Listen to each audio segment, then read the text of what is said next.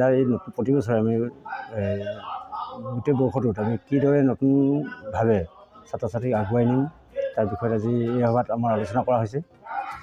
আৰু কমিটিৰ নতুন কমিটি গঠন, পুৰণা কমিটি ভংগ হৈছে। আমাৰ যিখন পৰিচালনা সমিতি, সেই পৰিচালনা সমিতিখন আমাৰ 7 বছৰ হ'ল। 7 বছৰ তেওঁলোকে আমাৰ বিদ্যালয় পৰিচালনা কৰি আছিলে আৰু সেই পৰিচালনা কৰাৰ দিশত আমি যথেষ্ট আগুৱাই গৈছোঁ।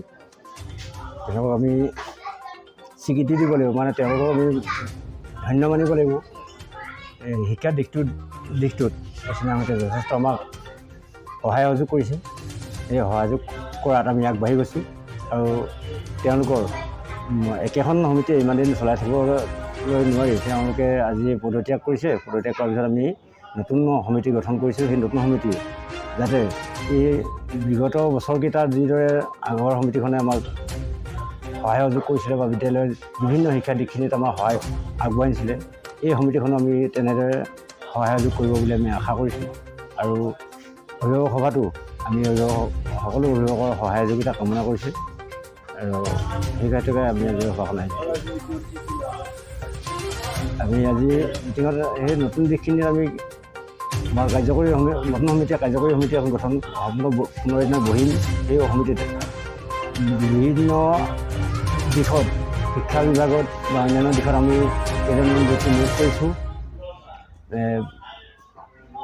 আমাৰ ৰিটায়াৰ্ড মানুহ অৱসৰপ্ৰাপ্ত শিক্ষক কেইজনমান আমি শিক্ষা বিভাগত আমি নিয়োগ কৰিছোঁ। তেওঁলোকে আমাক বিভিন্ন দিশসমূহ আমাতকৈ অভিজ্ঞ, তেওঁলোকে সেই দিশসমূহ তেওঁলোকে নতুনভাৱে আমাক কেনেকৈ আগবঢ়াই নিম সেই দিশত তেওঁলোকে আমাক সহায় সহযোগ কৰিব। আমি কাৰ্যকৰী সভাত এখন সভা অনুষ্ঠিত কৰি তেওঁলোকে সেই সভাতে আমাক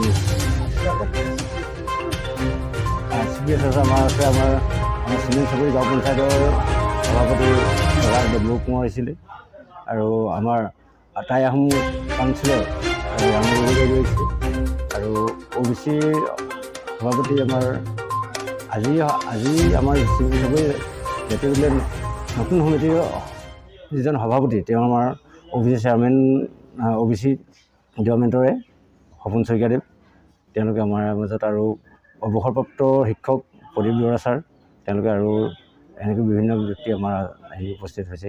আমাক মন্তব্য তেওঁলোকে আগবঢ়াইছে।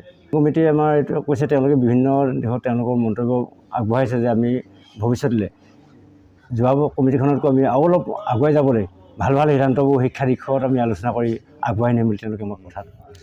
মোৰ এজনী ছোৱালী এখন বিদ্যালয়তে পঢ়ি আছে, এতিয়া বৰ্তমান ক্লাছ 6, মঞ্জিৰ দুৱৰা। মই স্কুলখনত প্ৰথম অৱস্থাৰ পৰা তাইক এইখনত পঢ়িবলৈ দিছোঁ। কথা হ'ল কি, আমি বিভিন্ন টিভিতে হওক বা অন্য হেৰিতে পাইছোঁ যে অসম জাতীয় বিদ্যালয় বুলি ক'লে এটা সুনাম আছে।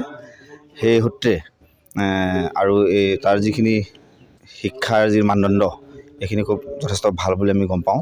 গতিকে সেই চিন্তা চৰ্চা কৰি আমাৰ ল'ৰা ছোৱালীবিলাকক জাতীয় বিদ্যালয় পঢ়িবলৈ দিয়া হৈছে আৰু আমিও যিমান পাৰোঁ চেষ্টা কৰিছোঁ। আৰু প্ৰথম অৱস্থাৰ পৰাই আমি এই বিদ্যালয়খনৰ লগত জড়িত হৈ আছোঁ। যথেষ্ট ভাল বুলি আমি ক'ব পাৰোঁ।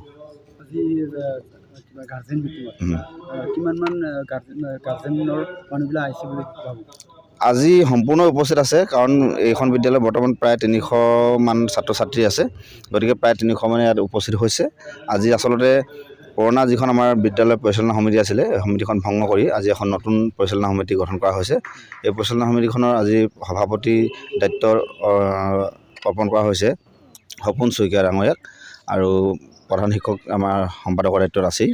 আৰু ঠিক তেনেধৰণে এখন 15জনীয়া কমিটি গঠন কৰা হৈছে। লগতে এখন শিক্ষা সমিতি গঠন কৰা হৈছে। শিক্ষা সমিতিত প্ৰদীপ দুৱৰাকে আদি কৰি এই অঞ্চলৰ বিভিন্নজন শিক্ষাবিদক লৈ গঠন কৰা হৈছে। এটা কথা কিন্তু থিৰাং ক'ব লাগিব, আমাৰ ছোৱালীজনী যে পঢ়ি আছে, প্ৰথম অৱস্থাৰ পৰাই খুব ভাল ধৰণে পাছ কৰি গৈছে। প্ৰথম অৱস্থাৰ পৰা প্ৰথম বিভাগতে গৈ আছে এতিয়ালৈকে। আৰু অনাগত দিনত যদি সকলোৰে সহায় সহযোগ, বিশেষকৈ স্কুলৰ আমাৰ শিক্ষকসকলৰ যদি সহায় সহযোগ হয় আৰু আমিও তেনেদৰে চেষ্টা কৰোঁ, আগবাঢ়ি যাব বুলি আশা ৰাখিছোঁ।